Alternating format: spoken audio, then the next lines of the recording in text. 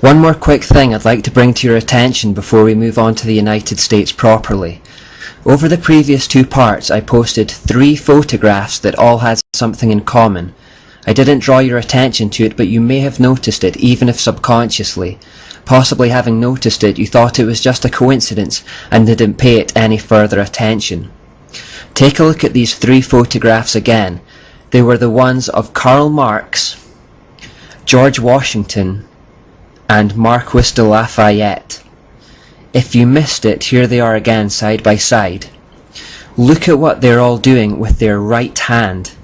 Now, why are they all hiding their hand like that? What does this hidden hand gesture mean? Does it mean anything at all? Perhaps it's just coincidence.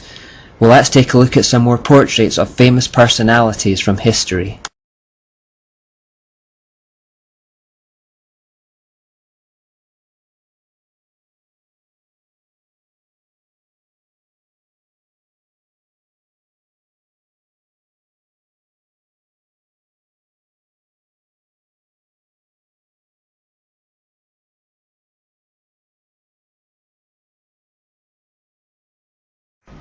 It happens far too often to be coincidence.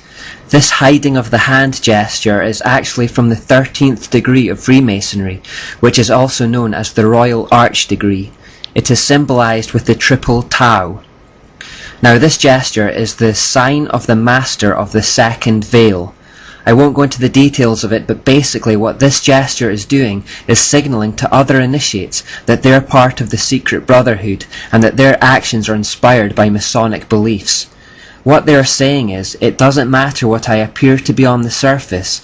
This secret gesture tells you that we are working towards the same utopian end, you and I. We are both enlightened with the illuminating knowledge of Masonry. Remember in the Jesuits' oath, they talked about being on opposing sides in public, but secretly were working towards the same end.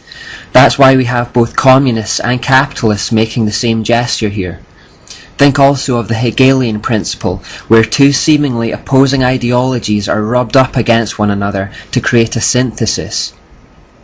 What these famous leaders are saying to the initiated is that there is a hidden force or hidden hand guiding the course of history, and that they are a part of it.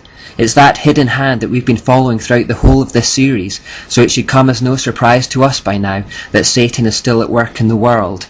These illuminated ones think Lucifer is good and following him will help mankind, but as Christians we know differently. We know that Satan disguises himself as an angel of light and always has. We'll look more at gestures later. With this in mind, we should be careful not to pledge too much allegiance or get too fervent about either side in politics. There was a situation in the 2004 presidential elections where Americans had to choose between John Kerry and George Bush. What most didn't know was that although one was Republican and one was a Democrat on the surface, both were members of the Skull and Bones Masonic Society at Yale University. Both being Freemasons, did the American public really have a choice at the polling office, or were they voting for the same ideals dressed in different colours? There's a reason why, no matter who we elect, things always deteriorate in politics. Remember, the Jezebel spirit looks to control men of influence for her own ends, so she will always go for the leaders of nations. That's why we should pray for them. But we should also remember the central verse in the whole Bible, which is Psalm 118:8, and which says, "It is better to put your trust in God than in man."